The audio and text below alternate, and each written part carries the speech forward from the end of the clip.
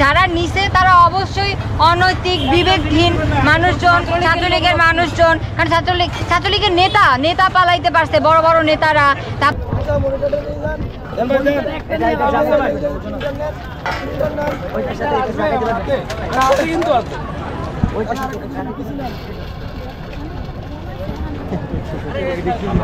এগুলা বের করছে কারা ভাই?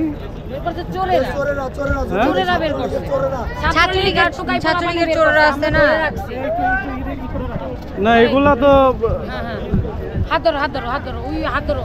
আচ্ছা তোমাকে বলছি না, হাত ধরো, হাত ধরে রাখো। এখানে কি কেউ যান এখানে বিল করার কোনো প্রয়োজন দেখি না। এটা স্টুডেন্টরা রাখছে, বুঝছেন? কিছু ছাত্রলীগের পোলাপান তো ওই আন্দোলনকারীদের সাথে, স্টুডেন্টদের সাথে মিশে গেছে। আমরা তো আর ছাত্রলীগ চিনি না, যেহেতু ওদের কাছে আইডি কার্ড আছে, ওই স্টুডেন্টরা ধরে এগুলো রাখছে। আমরা ওই যে সব এক জায়গায় জড়ো করতেছি। আপনার যদি সাধ্য থাকে তাহলে প্রশাসন বা কোনো মানুষকে খবর দিয়ে এগুলো নিয়ে যেতে পারে।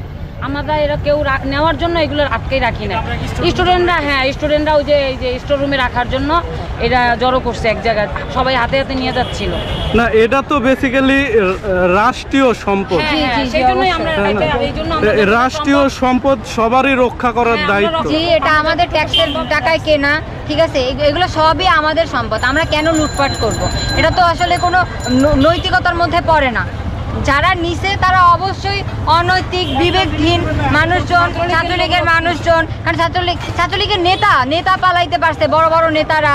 তারপর হচ্ছে শেখ হাসিনা পালাইতে পারছে, বাট তারা নিজেরা পাতি নেতা যারা, তারা তো পালাইতে পারে নাই। ওই যে তারা এগুলো আইসে এরকম করছে, তারা নিজে চাইতেছে।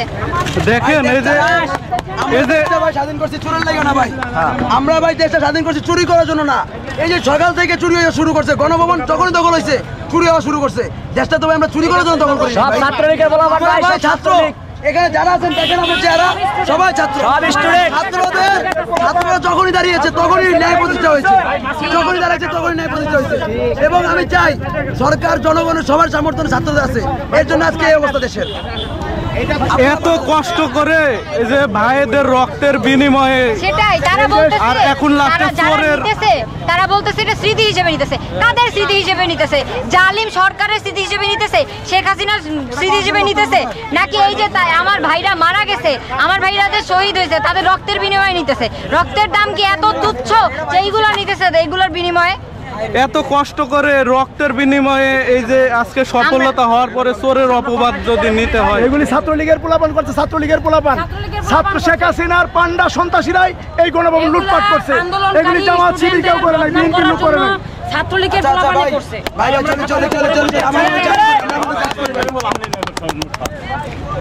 স্বাধীন দেশ ভাই, স্বাধীন দেশ। আমরা এই চোর আর আমরা চাই না ভাই, স্বাধীন দেশে আমরা কোনো চোর চাই না।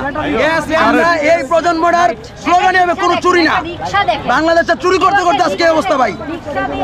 এই আমাদের এই পরিণতি, এই যে ভাই আপনার সাংবাদিক, আপনি ঘুরান, আমি ধরি আপনারে, আপনি ধরেন না, না আপনি যেটাই আপনার মনে হয় না যে ভাই চুরি করতে করতে এই অবস্থায় আসছেন? অবশ্যই আপনারা জানতো ভাই, সিটি কর্পোরেশন জানতো 8 টাকা, যদি টাকা ছাড়া আমরা কোনো কাজ করতে পারছেন জীবনে?